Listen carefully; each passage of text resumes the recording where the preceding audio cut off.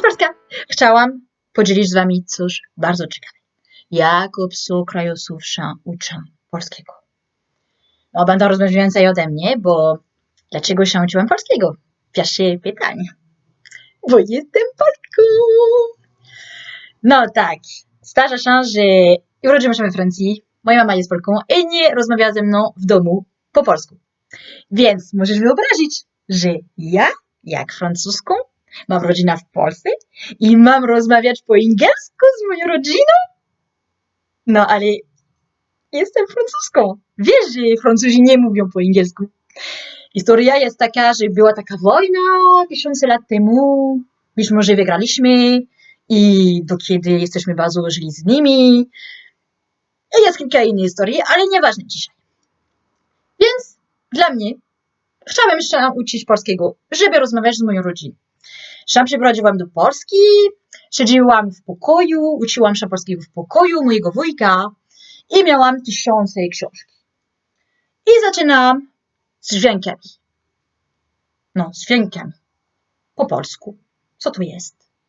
To jest jak taka radio, które robi takie dźwięki jak albo rapowy. Brzmi, szczoteczka, jestem najlepsza. No, fajnie. Masz śpiewać i rozmawiasz po polsku. Więc ja zaczynam się uczyć z dźwiękami. Możesz wyobrazić. Brzmi, szczoteczka, szczegóły, rozmawiać. Oj, najlepsze. Przeszłość i przyszłość. No, przyszłość i przeszłość. To dzisiaj nie mogę.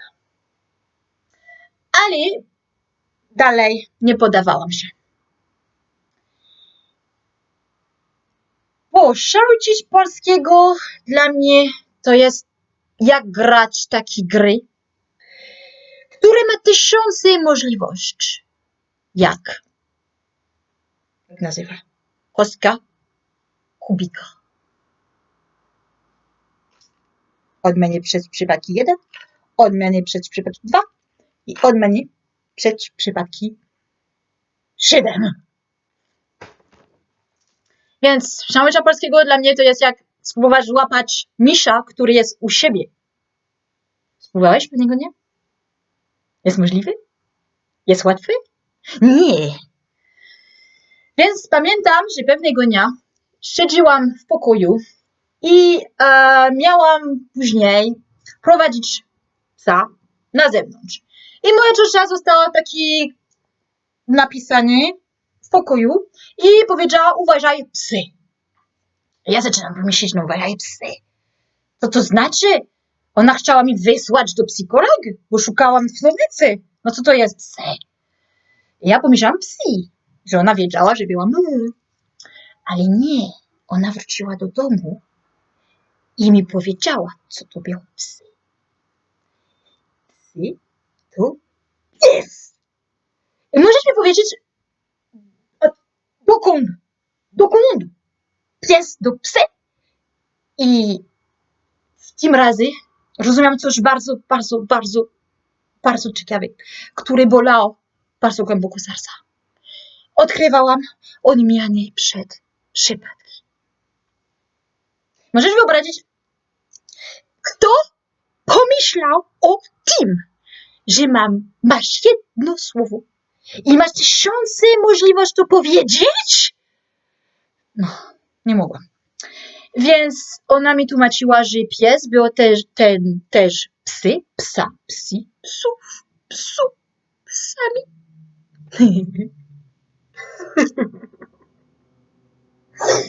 Odjechałam. Dalej siedziałam w pokoju z książkami. I pomyślałam: okej, ty poddawaj. I później drugi rzecz. Więc siedziałam z moją ciocią znów i powiedziałam coś jak jadłam. I miałam powiedzieć zjadłam. Ale wiesz co jest super? Że pomyślała, że masz tylko pisać Z przed każdego słownika. Czasownika, przepraszam. Nie! Nie! Bo masz pisać, napisać. Masz robić, o zrobić, okej. Albo podpisać, albo coś. Ale najgorsze to jest kiedy. Kiedy chciałam powiedzieć coś z czasownikiem brać. Przyszłość to jest wziąłam, brać i wziąć. No, okej. Ja spróbowałam uspokoić siebie, bo jak powiedziałam, lubię wyzwania, ale polskiego było wyzwanie. Teraz wiem, że mam tysiące mózgi w głowie. I później cierpię, bo ty myślisz, że dobrze rozmawiasz, ale nie, bo idziesz do kawiarni, żeby powiedzieć, że chcesz kawę i mówisz kawa rozpuszczona. No, super. Albo szukasz kogoś i mówisz, będę pukać drzwi. Albo ty jesteś jak boulangerie po francusku, piekarnik i mówisz, że chciałabym croissant świniak.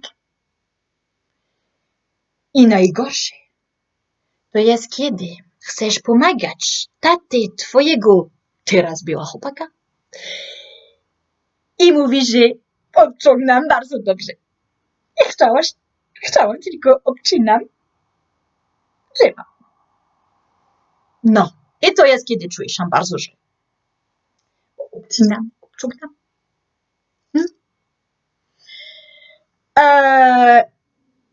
I też, kiedy się uczysz polskiego, czasami pytasz ludzi, co to znaczy. Więc kiedy zaczynam obejrzeć Świnka Pepa, bo ja zaczynałam jak mogłam, no. Idziemy na spacer, tak, idziemy na spacer, i tata odpowie, łatwiej żeby się uczyć. Ale później zaczynam obejrzeć taki super fajny coś. Trzy chłopaki siedzą na ławce Warszawy, Wojtek i resztą, no, znasz? I pewnego dnia byłam przed komputer i pytałam mojej cioci, co to było? Marcić? Freda? No. I czuję się bardzo, bardzo samotna. Ale dalej kocham Polskę i nigdy poddałam.